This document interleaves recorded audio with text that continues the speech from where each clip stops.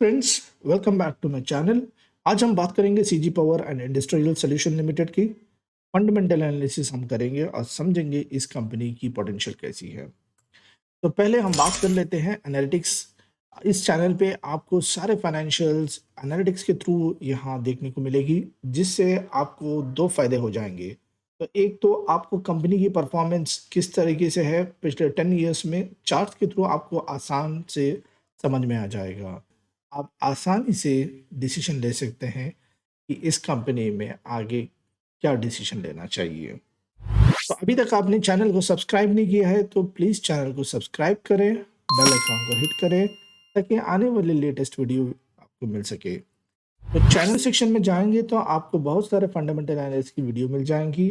Tata power जैसे, JSW energy जैसे आपको यहाँ पे स्टॉक्स की वीडियो आपको मिल सकती है। क्लिक करिए इस लिंक को। तो इस कंपनी में अगर 10 साल पहले आप 10,000 रुपया भी लगाए होते तो आज की तारीख पे उसका अमाउंट कितना बना होता, ये जानने के लिए आपको वीडियो को आखिर तक देखना होगा। तो चलिए शुरू करते हैं कंपनी के एस्टैब्लिशमेंट और कंपनी के बिजनेसेस और प्रोडक्ट्स के बारे में बात कर लेते हैं। तो कंपनी शुरू हुई है 1937, जिससे 86 ईयर से ज़्यादा हो चुके हैं। और कंपनी ये बिजनेस करती है इंडस्ट्रियल, पावर और रेलवे में। और इसके बहुत सारे प्रोडक्ट्स हैं, जैसे कि ये जनरेटर्स को बनाती है, ट्रैक्शन मशीन्स को बनाती है, कमर्शियल मोटर्स और वाटर हीटर और फैन। आपके घर पे आपने कभी इस्तेमाल भी किया होगा, तो आप देख सकते हैं कि वाटर हीटर और फैन जैसे और भी बहुत सारे प्रोडक्ट्स हैं, पंप्स वगैरह और सर्विसेज भी प्रोवाइड करती है। तो कंपनी रीजनल ऑफिसेस इसके 5 यहाँ पे इंडिया में दिखाई देते हैं और टोटली 9 से ज़्यादा मैन्युफैक्चरिंग प्लांट्स हैं और 17 से ज़्यादा ब्रांच ऑफिसेस हैं। कंपनी के रेवेन्यू ब्रेकअप बात कर लेते हैं। यहाँ कंपनी की रेवेन्यू 10% सिर्फ एक्सपोर्ट से आ रही है और डोमेस्टिक से 90% तक यहाँ पे रेवेन्यू जनरेट कर रही है। तो आगे ये भी बात कर लेते हैं कंपनी किस मेन सेक्टर्स में फोकस करती है अपने बिजनेस को। देखते हैं बहुत सारे यहाँ पे सेक्टर्स हैं जहाँ पे हम देख सकते हैं पेपर से लेके cement, steels and metals, fertilizers, sugar, automobile, FMCG, defence और रिन्यूएबल्स भी है। इसके आगे और भी सेक्टर्स हैं जो स्पेशली आप देख सकते हैं metro rails, railway, thermal, nuclear power, mining, data centres, IT, green hydrogen, ports and shipping, power transmission and distribution जैसे सेक्टर्स में इसका मेन एरिया है। तो ग्लोबल प्रेजेंस की बात करेंगे तो ग्लोबली इन 9 कंट्रीज में अवेलेबल है। चलिए आगे कंपनी के फाइनेंशियल्स भी हम देख लेते हैं और समझते हैं कि कंपनी का लास्ट 10 इयर्स में किस तरीके से परफॉर्मेंस हुआ है। तो पहले सबसे देखेंगे सेल्स की। तो सेल्स यहाँ देख सकते हैं कंपनी का पिछले 10 इयर्स में आप देख सकते हैं कि जैसा नीचे से ऊपर की तरफ होना चाहिए सेल, उस तरीके से नहीं है। आप यहाँ देख सकते हैं कि कंपनी की सेल 19 के बाद यहाँ नीचे की तरफ आया है और मैनेजमेंट यहाँ पे चेंज हुई थी 20 के बाद। ये कि कंपनी मुर्गप्पा ग्रुप की उसे ये कंपनी खरीदी है और जहाँ पे मैनेजमेंट चेंज हुआ है और यहाँ देख सकते हो लास्ट यानी 21 से लगातार सेल्स ग्रोथ नज़र आ रहा है। लेकिन आप ये देख सकते हैं कि जो 18 और 19 के उस वक़्त में जो पीक हाई पे था, अब वही लेवल पे आके पहुँचा है। अब यहाँ पे पता करना ये होगा कि आगे कंपनी इसी लेवल पे रहेगी या इसको ग्रोथ करेगी, इसको नज़र बना के रखना होगा। तो इसके लिए हमें सेल्स ग्रोथ भी देखना होगा कि हर साल कंपनी अपने बिज़नेस को किस तरीके से कितने परसेंटेज से ग्रोथ कर रही है। तो मिनिमम हर साल 10 अच्छी कंपनी 10% से ज़्यादा होना चाहिए। तो यहाँ देख सकते हैं आप इसका सेल्स ग्रोथ अगर 21 के बाद देखते हैं तो 85% से है। तो आते आप 24 में 15% हो चुका है। तो आगे हमें फ्यूचर में देखना है कि 10% से ऊपर ये सेल्स ग्रोथ कर पा रही है या नहीं। तो बात कर लेते हैं ऑपरेटिंग प्रॉफिट मार्जिन की। ये ऐसा एक रेशियो है जिससे कंपनी की यानी कोर बिजनेस की प्रॉफिटेबिलिटी को आप मेजर कर सकते हैं। तो इससे पता चलता है कि इसकी कॉम्पिटिटर कितना बना रहे हैं और ये कितना बना रही है। तो यहाँ लिंक पे मैंने इसके कॉम्पिटिटर्स की भी वीडियोस को शेयर किया है, तो आप वो भी वीडियोस जाकर देख सकते हैं।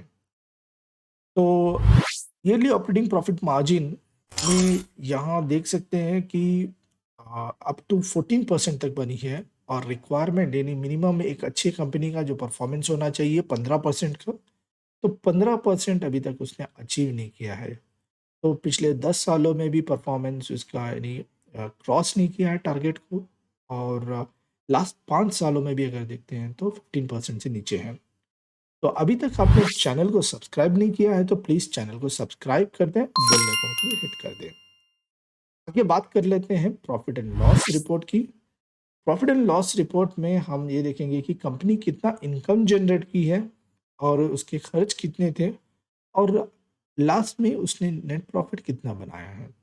तो शुरुआत हम लोग देखेंगे कि कंपनी की नेट प्रॉफिट।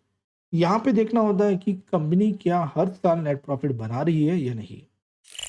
तो पहले के 5 साल में आप देख सकते हैं कि कंपनी ने नेट प्रॉफिट नहीं बनाया है यानी नेगेटिव में गई है और बाकी यानी 21 से लेके करंट तक नेट प्रॉफिट लगातार यहाँ पे बनाई है और ग्रोथ वाइज अगर देखते हैं तो लगातार ग्रोथ होना चाहिए। तो अभी मॉनिटर करना है कि आने वाले सालों में इस नेट प्रॉफिट की ग्रोथ ये कंटिन्यूटी रखेगी या नहीं और ये जो नेट प्रॉफिट बन रहा है ये क्या इससे रिजर्व्स बढ़ा रही है यानी डेट को घटा रही है, ये भी देखना होगा।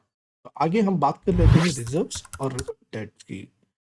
तो क्या कंपनी रिजर्व्स को बढ़ाई है? तो यहाँ देख सकते हैं कि शुरुआत के 5 साल में अगर हम बात करें टिल 19 यहाँ पे रिजर्व्स घटते हुए नज़र आ रहे हैं और जनवरी 2020 के बाद से 2022 के बाद से यानी रिजर्व्स बढ़ते हुए नज़र आ रहे हैं। तो डेट की बात कर लेते हैं तो डेट बिल्कुल भी अभी लास्ट 2 ईयर से डेट को पूरी तरह से यानी ख़त्म कर दिया है। तो ये डेट टू इक्विटी रेशियो भी अगर देख लेते हैं तो लेस देन 1 है। आगे बात कर लेते हैं कैश फ्लो की। कैश फ्लो में हम देखेंगे, कैश फ्लो को जोड़ लेते हैं ऑपरेटिंग कैश और कैश फ्रॉम इन्वेस्टिंग को। ये दोनों को जोड़ने के बाद अगर हमें पॉजिटिव नंबर मिलता है तो इससे समझ लेते हैं कि समझ में आता है ये कंपनी यानी इन दोनों को जोड़ने के बाद कंपनी अपने बिजनेस के कोर बिजनेस से पैसा बना रही है, यानी कैश बना रही है। अगर नेगेटिव नंबर आ रहा है तो ये समझ लेंगे कि वो कैश बनाने में कहीं वो थोड़ा स्ट्रगल कर रही है। तो ये देखें आगे रेशियोज़ की भी बात कर लेते हैं। रेशियोज़ में हम देखेंगे आरओसीई। आरओसीई जैसे आपको मालूम है रिटर्न ऑन कैपिटल एम्प्लॉयड, जो कंपनी अपनी इक्विटी और डेट को मिला के जो अपने बिज़नेस में इन्वेस्ट की है, उससे कितना रिटर्न बना रही है। तो एक अच्छी कंपनी को यानी 15% से ज़्यादा होना चाहिए तो टारगेट और यहाँ देख सकते हैं पिछले 5 सालों में यानी 21 से आप देख सकते हैं तो बहुत ही अच्छा इसका आरओसीई नज़र आ रहा है। तो आगे भी इसी को मेंटेन करना है और फर्दर हम बात भी कर लेते हैं शेयर होल्डिंग पैटर्न। तो कंपनी के पास जो शेयर प्रमोटर्स के पास कितने यहाँ है देखिए, जैसे मैनेजमेंट चेंज हुआ वहाँ से लगातार कंपनी की मैनेजमेंट की परफॉर्मेंस यानी कंपनी अपनी तरफ शेयर्स को खरीद रही है। तो प्रमोटर्स के साथ-साथ हम अगर एफआईज़ और डीआईज़ की भी देख लेते हैं, तो एफआईज़ भी यानी 14% और डीआईज़ के पास 11% है, यानी पब्लिक के पास 16% के आसपास है।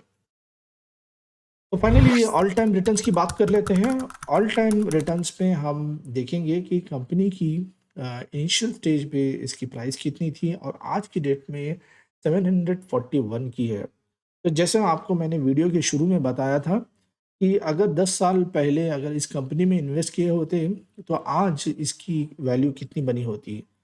तो जैसा आप यहाँ देख रहे हैं कि 29% की 10 इयर्स की रिटर्न हुई है, तो इसकी वैल्यू बन जाएगी 1,27,613 यानी आपका 10 इयर्स का इन्वेस्टमेंट अमाउंट आज 1 लाख से ज़्यादा होता। तो फाइनली कंक्लूजन पे आते हैं और कंक्लूड करते हैं कि इस कंपनी के जो फाइनेंशियल्स हमने देखी है, तो ओवरऑल सेल्स में जो दिख रहा है कि सेल्स पिछले 5 सालों में लगातार ग्रोथ हो रहा है, लेकिन अभी आगे के 5 सालों में क्या ये ग्रोथ होगा या वहीं पे सैचुरेट हो जाएगा, वो देखना ज़रूरी है। तो सेल्स ग्रोथ की अगर बात करते हैं, तो यहाँ सेल्स ग्रोथ 10% से नीचे जाता हुआ नज़र आ रहा है। ऑपरेटिंग प्रॉफ़िट मार्जिन की बात करते हैं, तो वो 15% से नीचे नज़र आ रही है। नेट प्रॉफ़िट की बात करते हैं तो पिछले 4 साल 5 सालों में यहाँ पे बहुत ही अच्छा प्रॉफ़िट जनरेट किया है। लेकिन आगे इसको देखना है कि ये ग्रोथ होगा या नहीं। एंड एट द एंड हम बात करते हैं रिजर्व्स ऑफ बोरोइंग्स की। कंपनी डेट फ्री है, debt to equity less than 1 है। और रिटर्न ऑन कैपिटल एम्प्लॉयड की बात कर लेते हैं तो 15% से ज़्यादा रिटर्न ऑन कैपिटल एम्प्लॉयड है। तो फाइनली शेयर होल्डिंग पैटर्न में लगातार यहाँ देखने मिल रहा है कि प्रमोटर्स अपने शेयर्स को बढ़ा रहे हैं। तो आगे के लिए इस कंपनी में एक और चीज़ मैं मिस कर दिया हूँ।